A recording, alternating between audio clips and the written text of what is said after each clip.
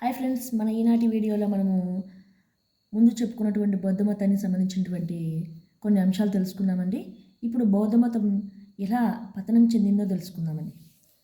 అశేష ప్రజానీకాన్ని ఆకర్షించిన బౌద్ధ మతం 12వ శతాబ్ది కల్లా భారతదేశంలో అంతరించింది. అంటే ఇది మొదలైంది ఏ శతాబ్దంలో అంటే 6వ శతాబ్దంలో మొదలైందని చరిత్రకారులు చెప్తున్నారండి. ఎప్పుడు అంతరించిందంటే 12వ శతాబ్ది కల్లా భారతదేశంలో మాత్రం బౌద్ధ మతం అంతరించిందని చెప్పొచ్చండి.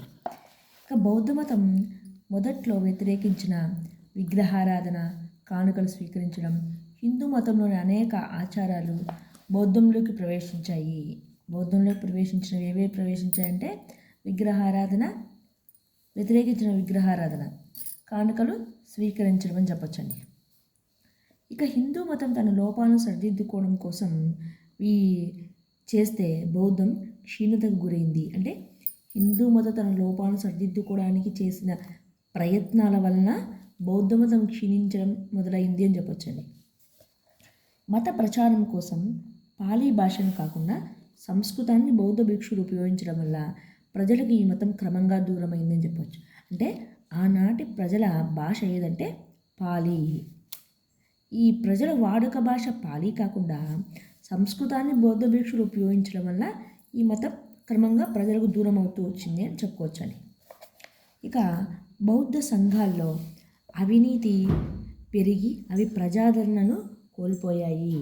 అంటే బౌద్ధ కేంద్రాలన్నీ ఏం జరిగిందంటే బౌద్ధ ఆరామాలన్నీ భోగం, దాని దిబ్బలు, వేషాగృహాలుగా మారిపోయాయండి. క్రమంగా వాటిలో అవినీతి పెరిగి ప్రజాదరణ కూడా అవి కోల్పోయాయి అని చెప్పొచ్చండి. ఇంకా ఆదిశంకరాచార్యులు మనకు అద్వైత సిద్ధాంతం తెలుసు కదండి. ఈ అద్వైత సిద్ధాంత కర్త అయినటువంటి ఆదిశంకరాచార్యులు వల్ల కూడా బౌద్ధం ఉనికి దెబ్బతింది అని చెప్పొచ్చండి. అంటే ఆయన అద్వైత సిద్ధాంతం వల్ల బౌద్ధం క్రమంగా క్షీణించసాగింది. అంటే ఇది కూడా ఒక కారణంగా మనం చెప్పుకోవచ్చండి. ఇక మహాయాన భిక్షువుల్లో మహిళల సంఖ్య పెరగడంతో ఇతర కారణాల వల్ల బౌద్ధ సన్యాసుల నైతిక విలువలు పతనమై సంఘం బెడతోవ పట్టింది. అంటే బౌద్ధ భిక్షువుల్లో మహిళలు విపరీతంగా పెరిగారు. ఒకప్పుడు మహిళలకే ప్రవేశం ఉండేది కాదు. కానీ బుద్ధుని యొక్క శిష్యుడు ఆనందుడి కోరిక మేరకు బుద్ధుడు మహిళలకు ప్రవేశం కల్పించాడండి. క్రమంగా బుద్ధుని నిర్యాణం తర్వాత క్రమక్రమంగా మహిళల సంఖ్య విపరీతంగా పెరిగిపోవడంతో అక్కడ ఉన్నటువంటి బౌద్ధ సన్యాసులు వారి యొక్క నైతిక విలువలు పతనమై సంఘం పెడతోవ పట్టింది. ఇది కూడా బౌద్ధ మతం క్షీణించడానికి ఒక కారణంగా చెప్పచ్చు.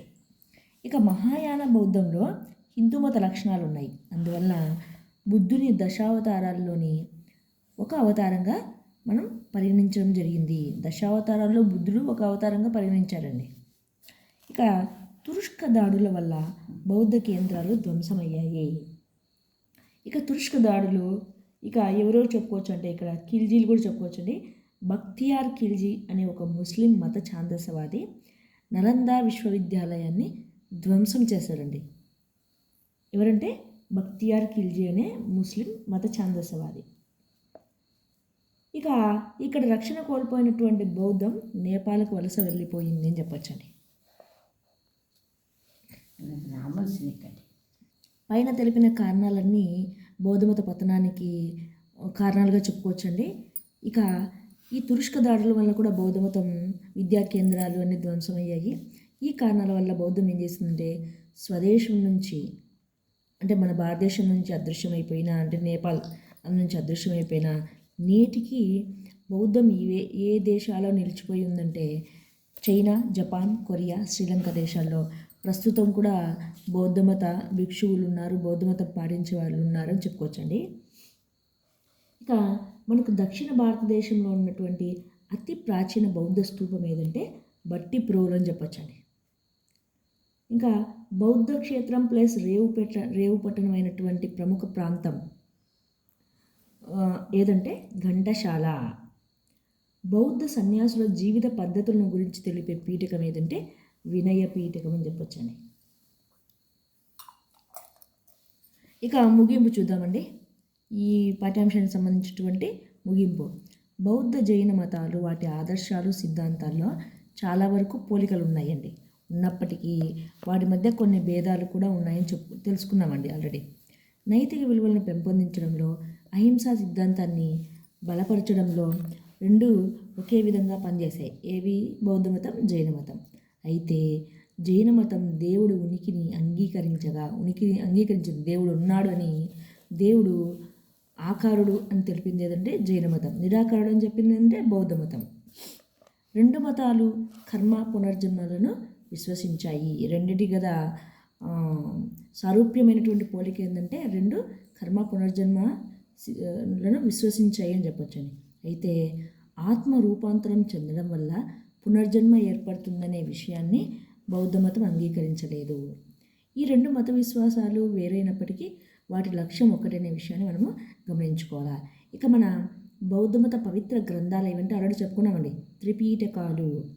త్రిపీఠకాలు ఏమంటే సుత్త పీఠకం, వినయ పీఠకం, అభిధమ్మ పీఠకం. ఇక బుద్ధుని జీవితంలో ఉన్నటువంటి 5 ముఖ్య సంఘటనలు ముందు వీడియోలో చెప్పుకున్నామండి ఆల్రెడీ.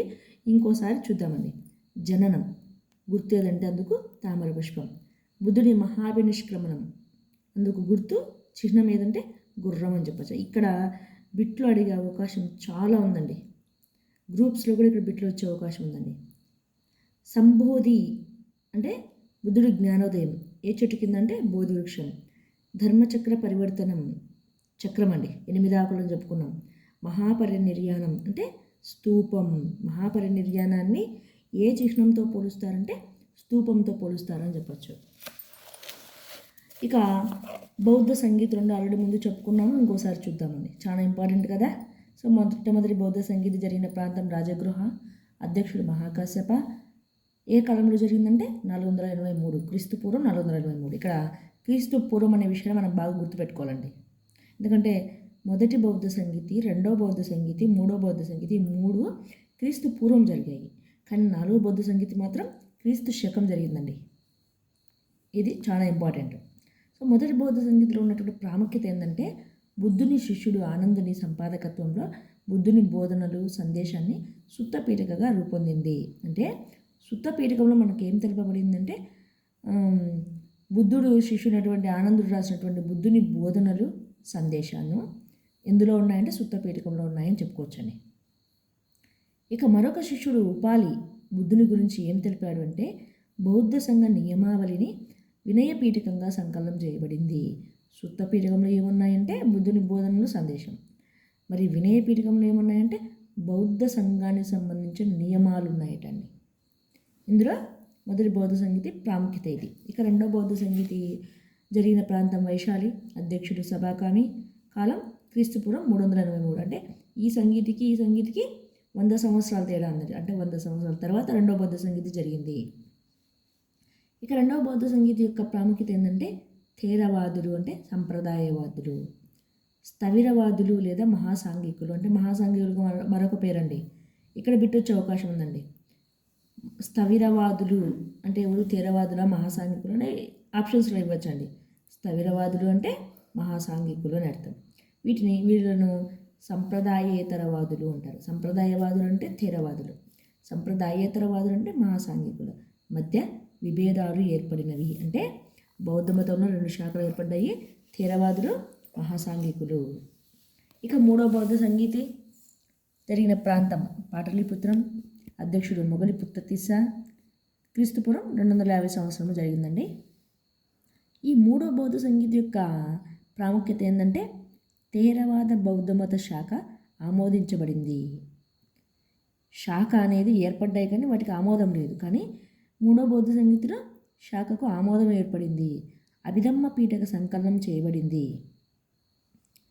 మనం ఇక్కడ మొదటి బౌద్ధ సంగీతిలో సుత్త పీఠకం, వినయ పీఠకం ఉందండి. ఇక మూడవదైన అభిధమ్మ పీఠక సంకలనం ఏ సంగీతిలో అంటే మూడో బౌద్ధ సంగీతిలో. దీనిలో తాత్వికమైన అధిభౌతిక మనోవిజ్ఞాన విషయాలు చర్చించబడ్డాయి మూడవ బౌద్ధ సంగీతిలో అండి. ఇక 4వ బౌద్ధ సంగీతి గురించి తెలుసుకుందాం. 4వ బౌద్ధ సంగీతి జరిగిన ప్రాంతం కాశ్మీర్.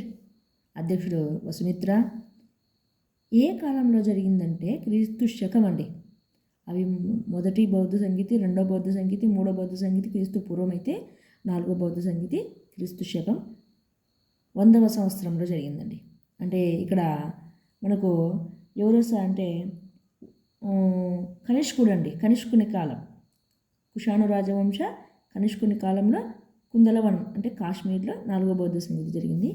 ఈ సంగీతి యొక్క ప్రాముఖ్యత ఏంటంటే బౌద్ధ సంఘంలో విభేదాలు తీవ్ర స్థాయికి చేరి మహాయానం, హీనయానం అనే 2 ప్రధాన శాఖలు అవతరించాయి. 2వ బౌద్ధ సంగీతిలో థేరవాదులు, మహాసాంఘికులు అనే శాఖలు ఏర్పడ్డాయండి. 4వ బౌద్ధ సంగీతిలో మహాయానం, హీనయానం అనే ప్రధాన శాఖలు అవతరించాయి అని చెప్పొచ్చండి. మనకు 4వ బౌద్ధ సంగీతిలో మహాయాన, హీనయాన శాఖలు ఏర్పడ్డాయని చెప్పుకున్నాం కదండి. ఇప్పుడు ఆ శాఖల యొక్క తేడాలు ఏంటో తెలుసుకుందామండి. హీనయాన శాఖను, ఈ శాఖ యొక్క ప్రత్యేకత ఏంటంటే ఈ బౌద్ధాన్ని బోధించింది ఎవరంటే బుద్ధుడు. హీనయాన శాఖలో ఉన్నటువంటి నియమాలన్నీ బుద్ధుడు పేర్కొన్నవండి. ఇక మహాయాన శాఖ కర్త ఎవరంటే రూపకర్త ఆచార్య నాగార్జునుడు. ఇక హీనయాన శాఖ అనేది విగ్రహారాధనను వ్యతిరేకిస్తుంది అని చెప్పచ్చు. అంతేకాకుండా బౌద్ధ వృక్షాన్ని ఆరాధించేవారు. హీనయాన శాఖలో ఉన్నటువంటి బౌద్ధ భిక్షువులందరూ బౌద్ధ వృక్షాన్ని ఆరాధించేవారండి.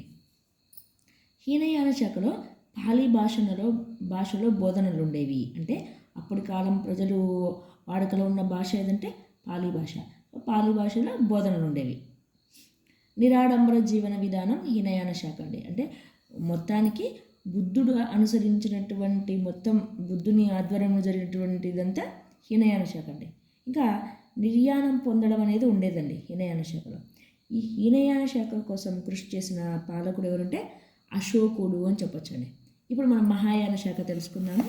మహాయాన శాఖ రూపకర్త ఆచార్య నాగార్జునుడు అండి. ఇక్కడ విగ్రహారాధన ఉంది. మనకు హీనయాన శాఖలో అయితే విగ్రహారాధన లేదు. మహాయాన శాఖ అయితే విగ్రహారాధన ఉంది. బుద్ధ భగవానుడి ప్రతిమ రూపంలో బుద్ధ భగవానుడిని ప్రతిమ రూపంలో పూజించేవారటండి ఇక్కడ మహాయాన శాఖలో. అదే హీనయాన శాఖలో అయితే బోధి వృక్షాన్ని ఆరాధించేవారు. ఇక్కడ పాలీ సంస్కృతంలో మత ప్రచారం జరిగేదండి. మహాయాన శాఖలో పాలీ భాషలో బోధనలు తక్కువగా ఉండేవి, సంస్కృత భాషలోనే మత ప్రచారం ఎక్కువగా జరిగింది అని చెప్పొచ్చండి. తద్వారా కూడా మనకు బౌద్ధ మతం క్షీణించింది అని మనం చెప్పుకున్నామండి. ఇక్కడ భోగాలాలస జీవితం ఉండేదండి. అంటే బౌద్ధ భిక్షువులు అనేవారు భోగాలాలస జీవితం అనుభవించారు వారు అని చెప్పొచ్చండి. మనకు హీనయాన శాఖలో అయితే నిరాడంబరంగా జీవన విధానం ఉండేది. ఇక స్వర్గం అనే భావనకు విలువనిచ్చిన వారు మహాయాన శాఖ. హీనయాన శాఖ అయితే నిర్యాణం పొందడం అనేది వాళ్ళు విలువ ఇచ్చారు. ఇక మహాయాన శాఖ కోసం కృషి చేసిన పాలకుడు ఎవరంటే కనిష్కుడు. క్రీస్తు శకం 100 సంవత్సరం అండి ఈయన కాలం. హీనయాన శాఖకు కృషి చేసిన పాలకుడు ఎవరంటే అశోకుడు. అక్కడ అశోకుడు, ఇక్కడ మహాయాన శాఖలో కనిష్కుడు. మనము హీనయాన శాఖ, మహాయాన శాఖల గురించి తెలుసుకున్నామండి. ఇక ఈ 2 శాఖలు మాత్రమే కాకుండా ఇంకొక శాఖ ఏర్పడిందండి. అదేంటంటే వజ్రయాన శాఖ. వజ్రయాన బౌద్ధ మతం అంటారండి. ఈ వజ్రయాన బౌద్ధ మతం యొక్క ప్రత్యేకత ఏంటంటే మంత్రతంత్రాలు, తాత్విక విద్యలు ఇందులో ఉంటాయండి. మంత్రతంత్రాలు, తాత్విక విద్యలు వజ్రయాన బౌద్ధ మతంలో కొనసాగాయి. ఈ వజ్రయాన బౌద్ధ మతం అనేది ఎక్కడ ఆదరణ పొందింది అంటే టిబెట్, బీహార్, బెంగాల్లో ఆదరణ పొందింది అని చెప్పొచ్చు. పాలవంశం వారు వజ్రయాన బౌద్ధ మతాన్ని పోషించారు అని చెప్పొచ్చండి. ఇక వజ్రయాన బౌద్ధ మతం యొక్క ప్రార్థనా శ్లోకం ఏంటంటే ఓం మణి పద్మేహం. ఓం మణి పద్మేహం అనేది వజ్రయాన బౌద్ధ మతం యొక్క ప్రార్థనా శ్లోకం అండి. ఇక బుద్ధుడి శిష్యుల్లో ముఖ్య పండితుడు, మనం ఆల్రెడీ 5 మందికి ఉపదేశం చేశాడు బుద్ధుడు అని చెప్పుకున్నాము. ఇక ఇంకో శిష్యుడు ఎవరంటే మహాకాశ్యప. ఇక మహాకాశ్యపుడి అసలు పేరు ఏంటంటే నాలా అండి.